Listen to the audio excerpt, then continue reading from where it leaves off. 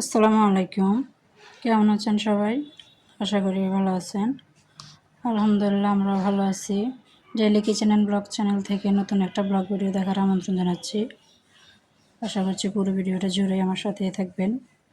ভিডিওতে থাকা কোনো অংশ যদি আপনার কাছে একটু হলেও ভালো লাগে, একটা লাইক দেবেন। অবশ্যই একটা কমেন্ট করে জানাবেন আপনার কাছে কেমন লাগলো। ভালো লাগলে সেটাও বলতে পারেন, খারাপ লাগলে সেটাও বলতে পারেন। ভিডিওতে যদি কোনো ভুল ত্রুটি হয়ে থাকে সেটা অবশ্যই ধরিয়ে দেবেন। আমার ছোট্ট চ্যানেলটি চাইলে সাবস্ক্রাইব করে রাখতে পারেন। আজকের ভিডিওটা শুরু করছিলাম সকাল থেকে।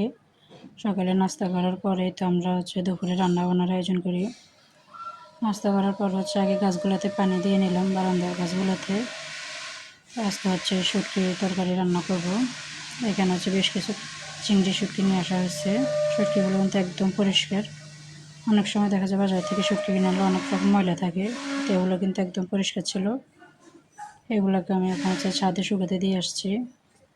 তো দুপুরে যে রান্নাটা করবো, রান্নার জন্য এখানে আমি কলা, আলু আর কয়েকটা কাঁঠালি বিচি নিয়ে নিছি। এগুলো শুটকি দিয়ে রান্না করব।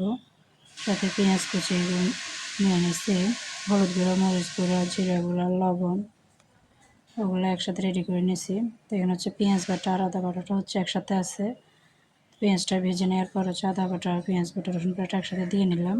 এটাকে একটু কষিয়ে নিয়ে তারপর যে গুঁড়া মশলাগুলো নিয়েছিলাম, গুঁড়া মশলাগুলো দিয়ে দিলাম।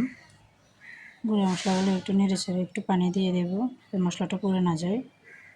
একটু পানি দিয়ে নেড়েচেড়ে একটা ঢাকনা দিয়ে রেখে দেবো কিছুক্ষণের জন্য, মশলাটা কষানোর জন্য। তো মশলাটা কষিয়ে নেওয়া হয়ে গেছে আমার। এখন আমি এখানে চিংড়ি শুটকিটা দিয়ে নিচ্ছি। চিংড়ি শুটকিটা দিয়ে একটু ভালো করে নেড়েচেড়ে মিশিয়ে একটু কষিয়ে নিয়ে তারপরে এখানে সবজিগুলো দিয়ে দিব। সবজিগুলোকে আগে থেকে রেডি করে নিয়েছিলাম। সবজিগুলো দিয়ে একটু ভালো করে নেড়েচেড়ে মিশিয়ে তারপরে ঢাকনা দিয়ে দেব। ঢাকনা দিয়ে রেখে পাশের কিছু ডিম নিয়ে আসা হয়েছিল বাজার থেকে, ওই ডিমগুলো আমি ধুয়ে নেব। এখন চুলার আঁচটা মিডিয়াম করে দিয়ে সবজিটা ঢাকনা দিয়ে রেখে দিলাম। তো এখানে ডিমগুলোকে ধুয়ে নেব। ডিমগুলো দেখুন প্রচুর ময়লা ডিমের উপর অংশটাতে, তো এইভাবে ফ্রিজে রেখে দেওয়া যায় না। ডিমগুলোকে আমি একটু লিকুইড ভিম দিয়ে ভিজিয়ে নিয়ে তারপর একটা একটা করে ধুয়ে নেব। ভিডিওর এই পর্যায়ে এসে আবারও বলতেছি, আমার ছোটো চ্যানেলটা চাইলে আপনি সাবস্ক্রাইব করে রাখতে পারেন।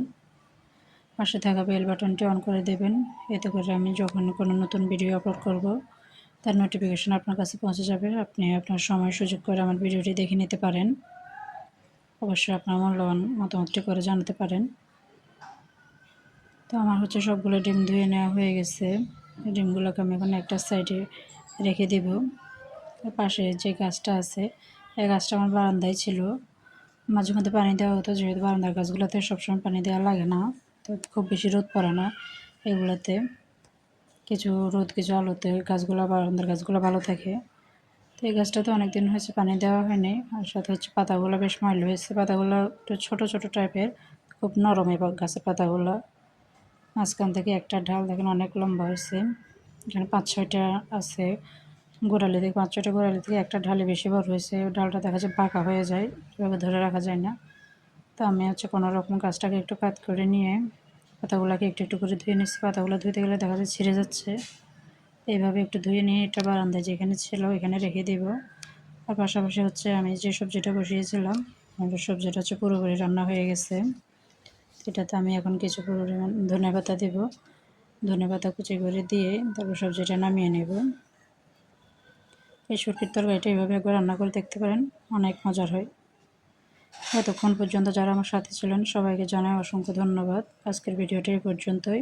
আল্লাহ হাফেজ। আসসালামু আলাইকুম।